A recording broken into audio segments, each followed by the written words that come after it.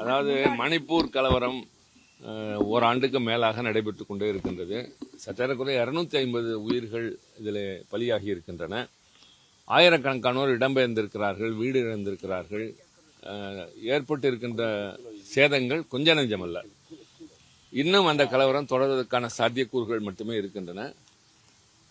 இது நாள் வரை அரசாங்கம் அதை தடுத்து நிறுத்துவதற்கும் அங்கு சகஜ நிலை திரும்புவதற்கும் ஆக்கப்பூர்வமான நடவடிக்கைகள் எதுவுமே எடுப்பதில்லை. இந்த நாட்டின் ஒரு பகுதியில் வாழ்கிற மலைவாழ் பகுதி மக்கள் இந்த அளவிற்கு தங்களுடைய நிம்மதியான வாழ்வு குலைந்து வாழ்கிற போது பொறுப்பற்ற நிலையிலே ஒரு அரசாங்கம் இருக்கிறது. இத்தனைக்கும் இங்கே ஆள்கிற இதே பாரதிய ஜனதா அரசு தான் அங்கேயும் ஆண்டு கொண்டிருக்கின்றது. இது பற்றி இதுவரை பிரதமர் வாய் திறக்கவில்லை, உள்துறை அமைச்சர் எந்த அறிக்கையும் தரவில்லை. காரணம், இது அவருடைய கட்டுப்பாட்டிலே வருவது. ஆனால் இதை குறித்து பேசலாமா என்று நாங்கள் முயன்றால் கூட அதற்கும் அனுமதி தருவதில்லை. அதுதான் ஒன்று, அவர்களாக பேச முன் வர வேண்டும், அல்லது நாங்கள் பேச வேண்டும் என்று சொல்கிற போது எங்களை பேச அனுமதிக்க வேண்டும். நாடாளுமன்றம் என்பது கருத்துக்களை பகிரவும் உணர்வுகளை எடுத்து வைக்கவும் இருதரப்பு கருத்து பரிமாற்றத்திற்கு பின்னால் ஒரு தீர்வு காணுவதற்கான ஒரு ஜனநாயக அமைப்பிலே உள்ள மிகப்பெரிய மன்றம். அங்கே பேச அனுமதி இல்லை. அதே போல அதானி மீது அமெரிக்க நீதிமன்றத்தில் வைக்கப்பட்டிருக்கிற குற்றச்சாட்டு, அதில் உண்மை இருக்கிறது இல்லை என்பதை அரசாங்கம் ஒரு விவாதத்தின் மூலம் பதில் சொல்லலாம். எதிர்க்கட்சிகள் குற்றச்சாட்டு சொல்வது அவர்களுடைய பணி என்பதை விட சூழ்நிலையை குறித்து கருத்துக்களை சொல்கிற போது அதற்கு விளக்கம் சொல்ல வேண்டிய மிகப்பெரிய பொறுப்பு அரசாங்கத்திற்கு இருக்கிறது.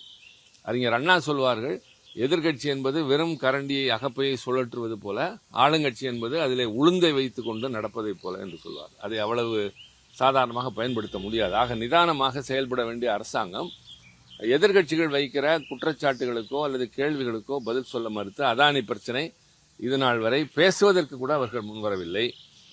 அது மாதிரி சம்பல் பகுதியிலே உத்தரப்பிரதேசத்தில் 2 பிரிவினருக்கான மோதல் வளர்ந்து கொண்டே போகிறது. இதையெல்லாம் பேச வேண்டும் என்று அதற்குத்தானே நாடாளுமன்றம்.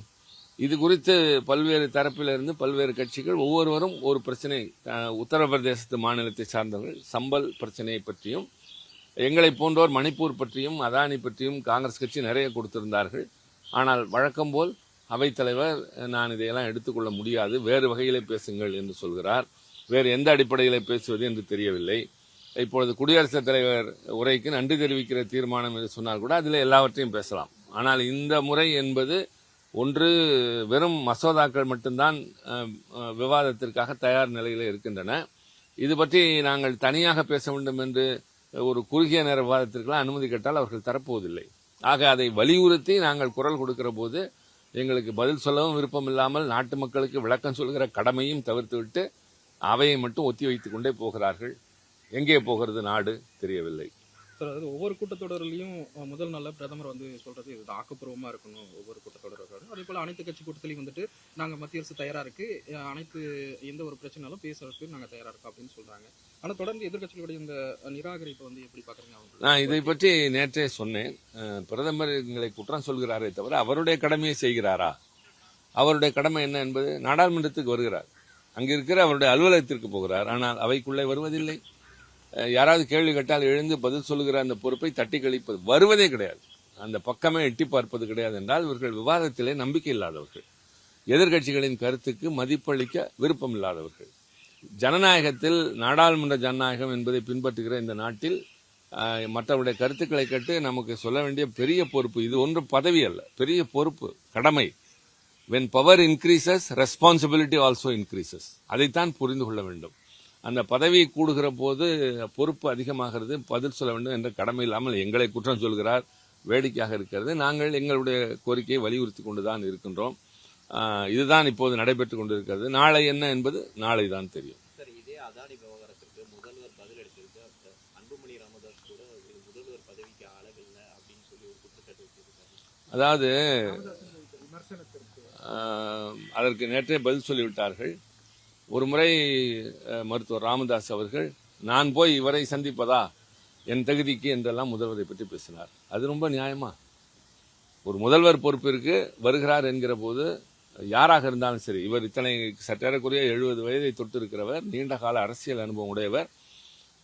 இப்போது நேற்று விளக்கம் தந்தாரே, பேட்டி தந்தாரே, அவருக்கு முன்பாகவே அவர் அரசியலுக்கு வந்தவர், சிறையிலே அவதிப்பட்டவர், உழைத்தவர். மக்களோடு நடமாடியவர் இன்றைக்கு முதல்வர் பொறுப்புக்கு வந்திருக்கின்றார். ஆக அந்த பொறுப்பிலே இருக்கிறவரை நான் சந்திக்க வேண்டுமா, என் தகுதிக்கு என்றெல்லாம் பேசினார்களே, அது மட்டும் சரியா? அதை பதில் சொல்லட்டும். முதல்வர் சொன்னது ஒரு கருத்து, அவ்வளவுதான். அதற்கு இவ்வளவு ஆவேசப்பட்டவர்கள், மன்னிப்பு கேட்க வேண்டும் என்றெல்லாம் சொல்கிறவர்கள் எங்களுடைய கட்சி தலைவர் என்பதை விட இந்த நாட்டினுடைய முதல்வர், எல்லோருக்குமான முதல்வர். இப்போது நாங்கள் பிரதமரை பற்றி பேசுகிற போது மரியாதையோடு தான் பேசுகிறோம்.